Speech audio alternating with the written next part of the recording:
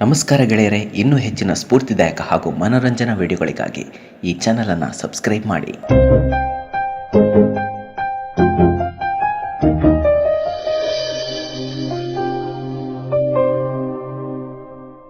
ಪರಿಸ್ಥಿತಿಗಳು, ಕಾಲಗಳು ಬದಲಾಗುತ್ತಿರುತ್ತವೆ. ಯಾರನ್ನು ಅಪಮಾನ ಮಾಡಬೇಡ. ಹಕ್ಕಿಯು ಇರುವೆಯನ್ನು ತಿನ್ನುತ್ತದೆ, ಸತ್ತ ಮೇಲೆ ಹಕ್ಕಿಯನ್ನು ಇರುವೆ ತಿನ್ನುತ್ತದೆ. ಒಂದು ಮರದಿಂದ ಸಾವಿರಾರು ಬೆಂಕಿ ಕಡ್ಡಿಗಳನ್ನು ತಯಾರಿಸಬಹುದು. ಒಂದು ಬೆಂಕಿ ಕಡ್ಡಿಯಿಂದ ಸಾವಿರಾರು ಮರಗಳನ್ನು ಸುಟ್ಟು ಭಸ್ಮ ಮಾಡಬಹುದು. ಸಾವು ಖಚಿತ, ಆದರೆ ಸಾವು ಬಂದಾಗ ಯಾರಿಗೂ ಸಾಯಬೇಕು ಅಂತ ಅನ್ಸೋದಿಲ್ಲ.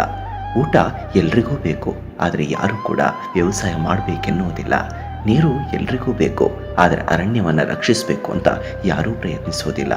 ಪಾಲು ಎಲ್ರಿಗೂ ಬೇಕು, ಆದರೆ ಪಾಲಿಸಬೇಕು ಅನ್ನೋ ಛಲ ಯಾರಿಗೂ ಇರೋದಿಲ್ಲ. ನೆರಳು ಎಲ್ರಿಗೂ ಬೇಕು, ಆದರೆ ಮರವನ್ನು ರಕ್ಷಿಸಬೇಕೆನ್ನುವ ಹಂಬಲ ಯಾರಿಗೂ ಇಲ್ಲ. ಮನುಷ್ಯ ಚಪ್ಪಲಿಯನ್ನು ನಾನು ಮೆಟ್ಟಿ ನಿಂತಿದ್ದೇನೆ ಎಂದು ಭಾವಿಸಿದರೆ, ಚಪ್ಪಲಿ ನಾನು ಇವನನ್ನೇ ಹೊತ್ತು ನಿಂತಿದ್ದೇನೆ ಎಂದು ಬೇಗುತ್ತದೆ. ಜೀವನ ಅಂದರೆ ಹೀಗೆ, ಎಲ್ಲವೂ ನಾವು ಸ್ವೀಕರಿಸಿದಂತೆ. ಹರಿದ ಚಪ್ಪಲಿಗಾದರೂ ಸ್ಥಳವಿರುವುದು ಮನೆಯ ಒಳಗೆ, ಆದರೆ ಮನುಷ್ಯ ಸತ್ತರೆ ಸ್ಥಳವಿಲ್ಲ ಮನೆಯ ಒಳಗೆ, ಇರಿಸುವರು ಮನೆಯ ಹೊರಗೆ. ಸ್ಮಶಾನದಲ್ಲಿ ಬಿದ್ದ ಬೂದಿಯನ್ನು ನೋಡಿ ಮನಸ್ಸು ಮೆಲ್ಲಗೆ ನುಡಿಯಿತು. ಬರೇ ಬೂದಿಯಾಗಲು ಮನುಷ್ಯ ಜೀವನ ಪೂರ್ತಿ ಬೇರೆಯವರನ್ನ ನೋಡಿ ಉರಿಯುತ್ತಾನೆ ಎಂದು.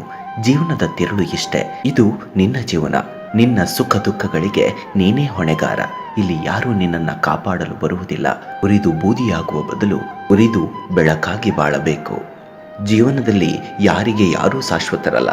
ಇವತ್ತು ಬಂದವರು ನಾಳೆ ಹೋಗ್ತಾರೆ, ನಾಳೆ ಬರುವ ಹೊಸಬರು ನಾಡಿದ್ದು ಮರೆತು ಹೋಗ್ತಾರೆ.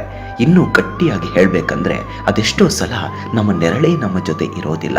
ಆದ್ದರಿಂದ ಇವತ್ತು ಜೊತೆಗಿರುವವರು ನಾಳೆ ಕಷ್ಟ ಸುಖಗಳಿಗೆ ಭಾಗಿಯಾಗುವರೆಂಬ ಭ್ರಮೆ ಬೇಡ. ಜೊತೆಯಾಗಿ ಇರುವಷ್ಟು ದಿನ, ಗಂಟೆ, ನಿಮಿಷ, ಕ್ಷಣ ಖುಷಿಯಾಗಿರೋಣ. ಈ ವಿಚಿತ್ರ ಜಗತ್ನಲ್ಲಿ ಬದುಕಿರೋದೇ ಗ್ರೇಟು. ಅಂಥದ್ರಲ್ಲಿ 4 ಜನ ನಮ್ಮನ್ನು ನೋಡಿ ಏನಂತಾರೆ ಅಂತ ಯೋಚನೆ ಮಾಡ್ಕೊಂಡು ಕೂತಿದ್ರೆ, ಅದೇ 4 ಜನ ಕೊನೆಗೆ ಹೇಳ್ತಾರೆ, ಬೇಗ ಎತ್ತಿ, ಟೈಮ್ ಆಗುತ್ತೆ ಅಂತ. ಸಾವು ಬೆನ್ನಿಂದ ಇರೋದು ವಾಡಿಕೆ, ಸಾಧನೆ ಕಣ್ಮುಂದೆ ಬರಬೇಕು ಅನ್ನೋದು ಬೇಡಿಕೆ. ಸಾಧನೆ ಇಲ್ಲದೆ ಗೆಲುವೇ ಇಲ್ಲ, ಸಾಧಿಸಿದವನಿಗೆ ಸಾವೇ ಇಲ್ಲ.